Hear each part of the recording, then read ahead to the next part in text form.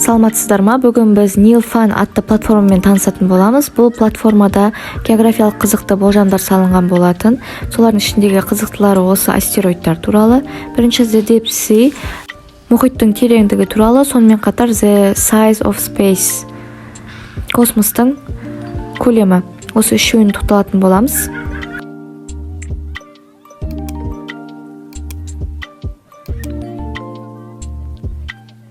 Біріншісі астероидтар болып табылады, яғни оң жақ бөліктен астероидтың түрін таңдаймыз, және ортаңғы бөлік картадан астероидтар түсетін мекенді белгілеп, launch астероид батырмасын басамыз. Сол кезде астероид сол аймаққа түскендей симуляция аламыз.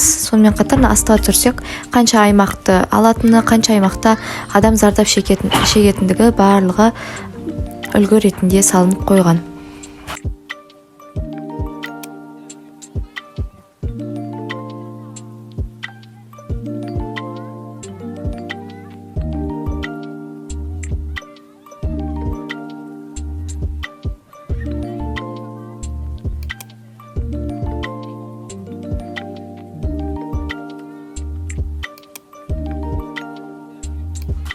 Екінші обзор ол The Size of Space деп аталады, яғни ғарыштың көлемімен танысамыз. Ол үшін мінекей космонавттан бастап әртүрлі ғарыш кемелері, сонымен қатар әртүрлі ракеталар, тіпті мынандай тастарға дейін, астероидтарға дейін, және сонымен қатар мінекей жұлдыздар барлығы, жер шары, күнге дейін, күннен кейін ары қарай барлық космостағы элементтердің барлығы салынып, симуляция жасалынған.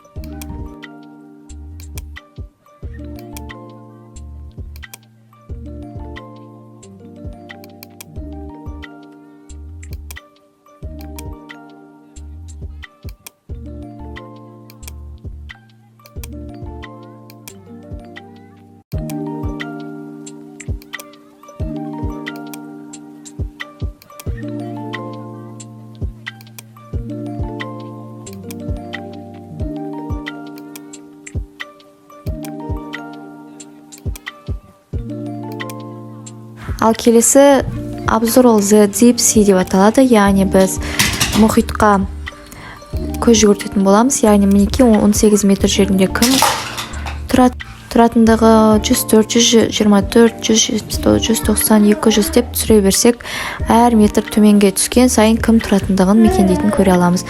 Осыларды география пәнінде болмаса басқа да пәндерде қолдану арқылы оқушылардың қызығушылығын тудыруға болады. Назарларыңызға рахмет.